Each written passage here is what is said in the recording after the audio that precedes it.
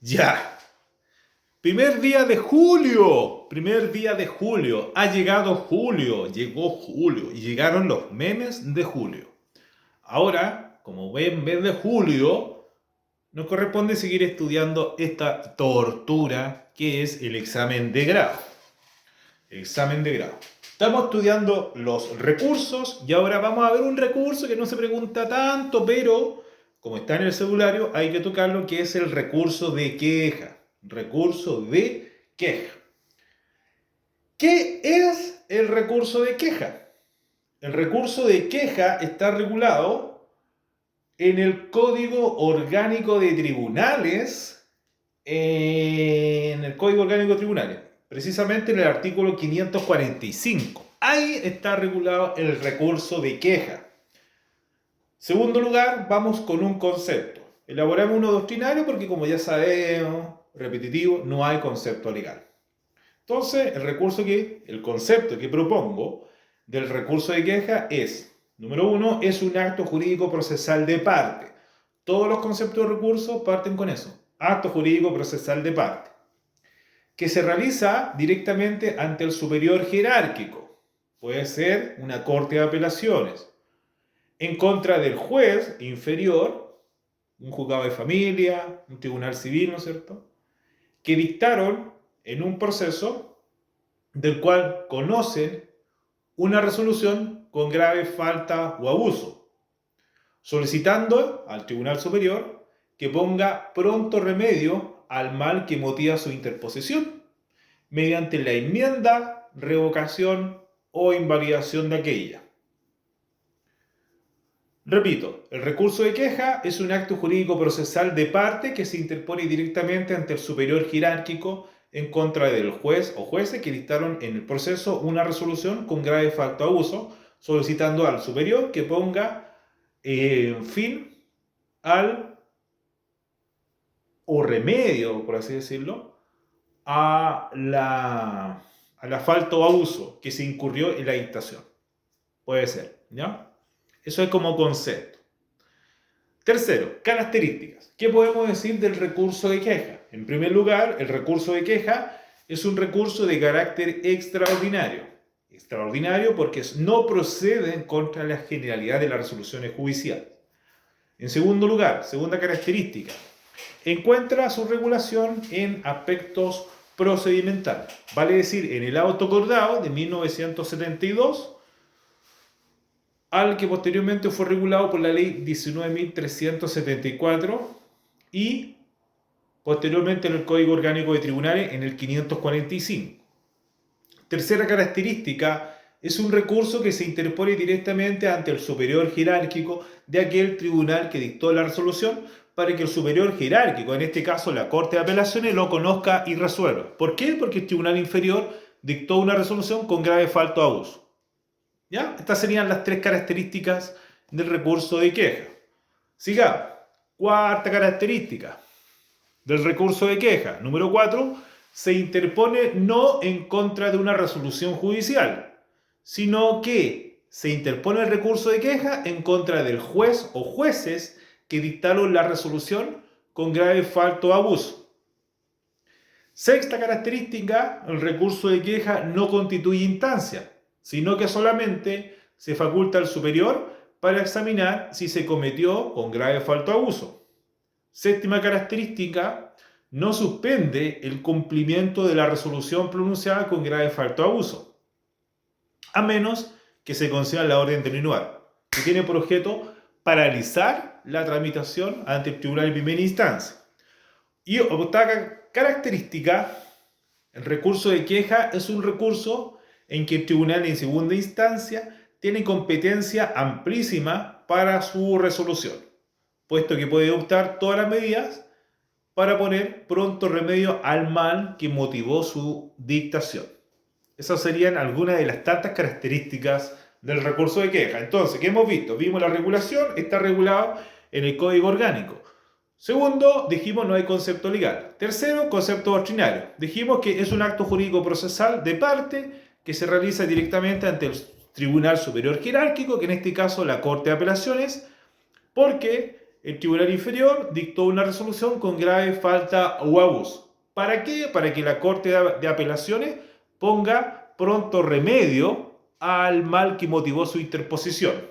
Luego, como características, dijimos, es un recurso extraordinario porque no procede contra la generalidad, se regula en el Código Orgánico. Tercero, es un recurso que se interpone ante el superior jerárquico para que conozca y resuelva la resolución del inferior.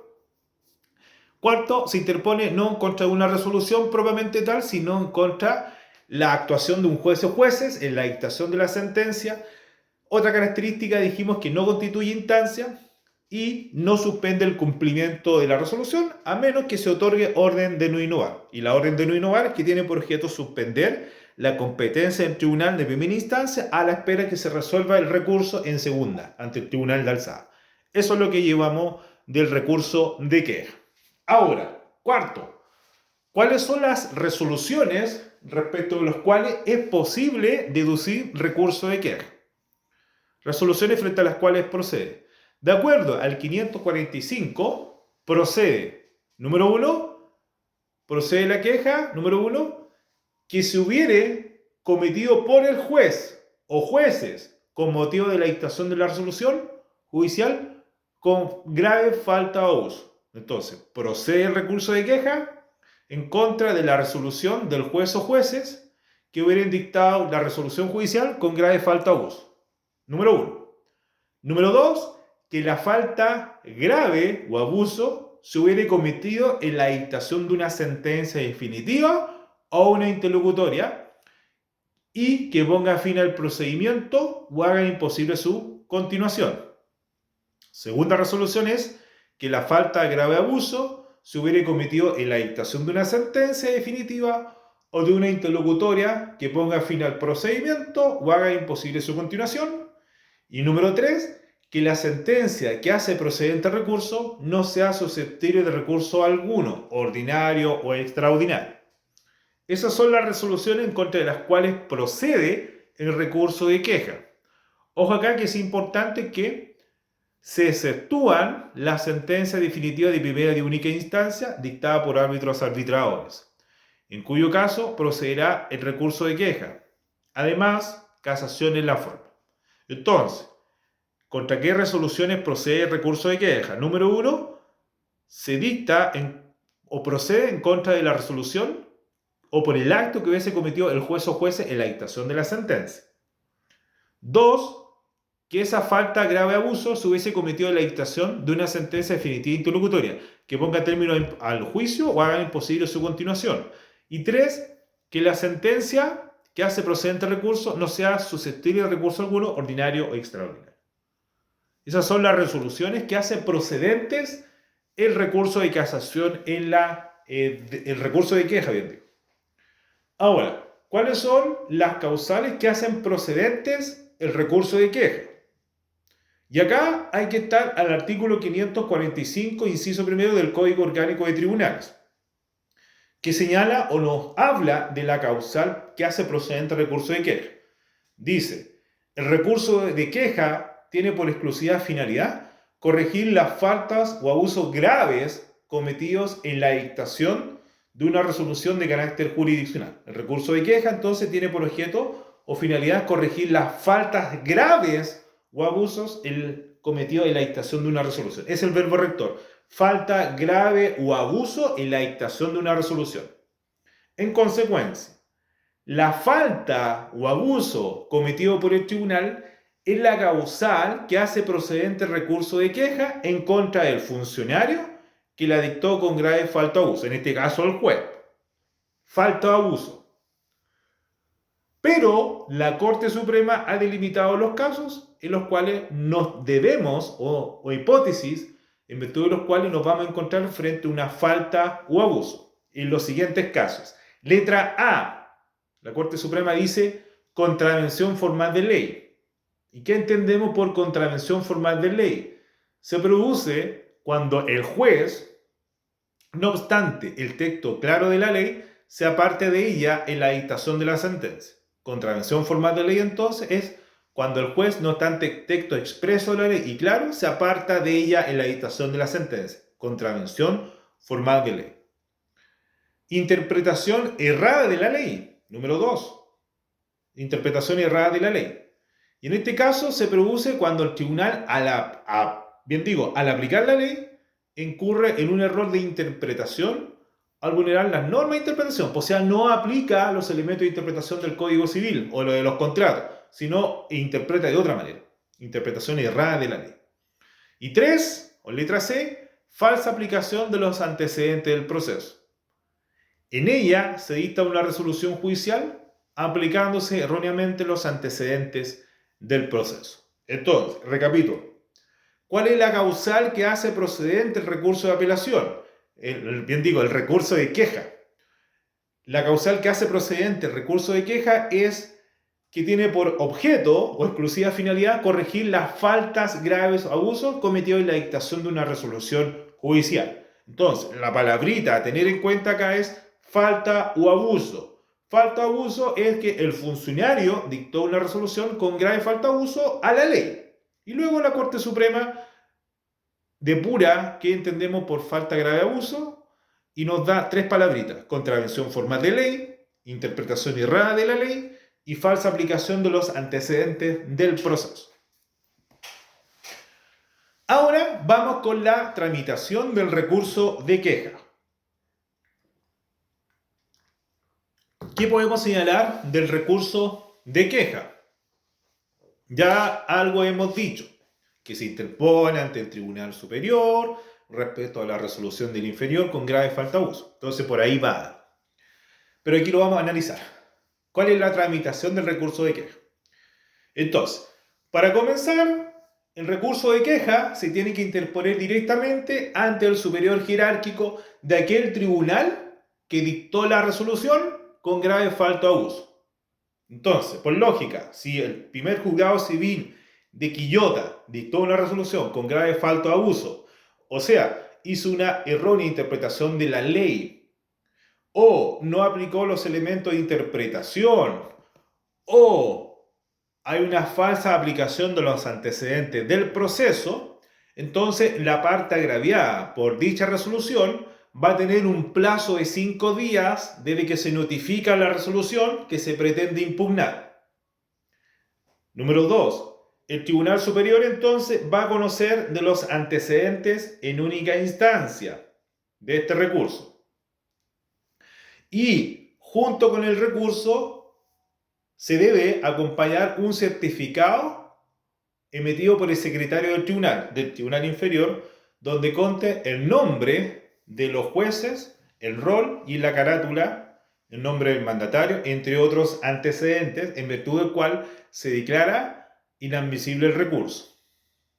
Luego, una vez que uno interpone el recurso, el tribunal tiene que proceder a efectuar un examen de admisibilidad del recurso de queja.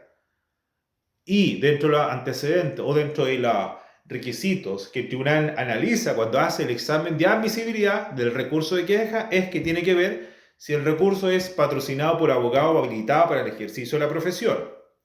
Y además tiene que haber el Tribunal Superior si es de aquella que hace procedente el recurso, o sea, si hay una grave falta o abuso de la dictación de la sentencia. Luego viene la resolución del tribunal, donde lo va a declarar admisible o inadmisible.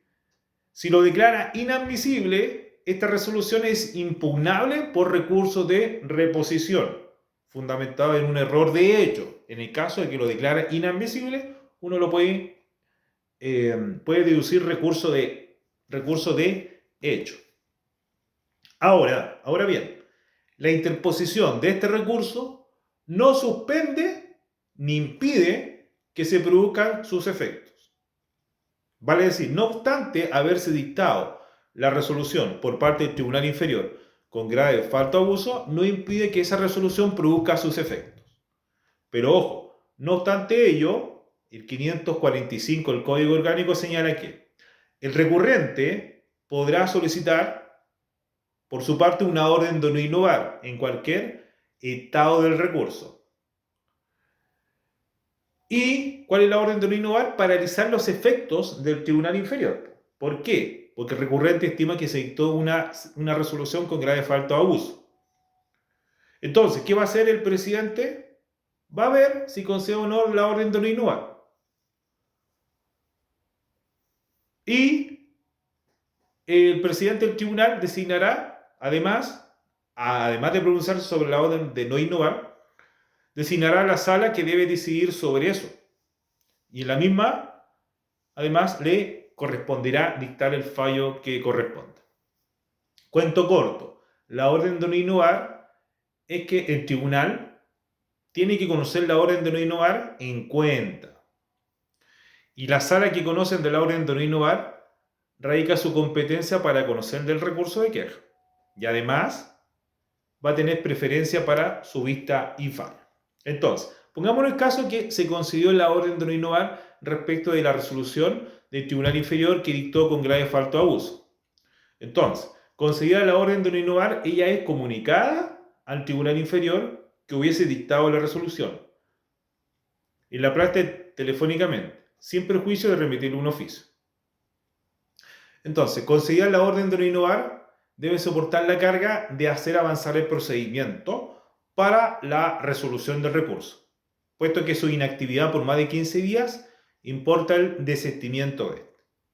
Y la Corte declarará desistido a petición de parte del recurso.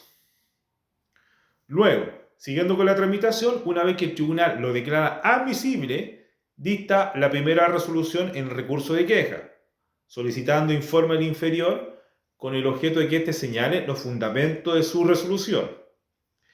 El plazo para evacuar el informe es de 8 días, contado desde la fecha de la recepción del oficio.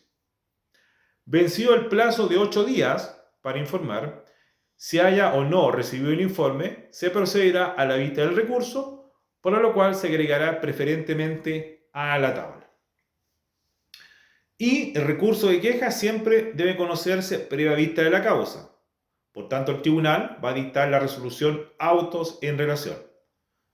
Y para el conocimiento del asunto se siguen los mismos trámites de la vista de la causa, del recurso de apelación y casación. Luego el tribunal debe pronunciar su fallo, que puede ser acoger el recurso o rechazar el recurso. En caso de que acoja el recurso, el Tribunal Superior tiene amplias facultades para los efectos de dictar la resolución que estime necesaria para poner pronto remedio al mal que motiva su interposición, pudiendo invalidar, modificar o enmendar. O puede rechazar el recurso. En el caso de no existir falta o abuso, el tribunal se limitará a rechazar el recurso de queja. Y en contra de la resolución que se pronuncia acerca del recurso de queja, no es procedente la interposición de apelación, lo que se desprende del artículo 63 del Código Orgánico de Tribunales. Ya, esto es una visión somera de lo que es el recurso de queja. Importante saber el concepto, características y cómo se tramita el recurso de queja.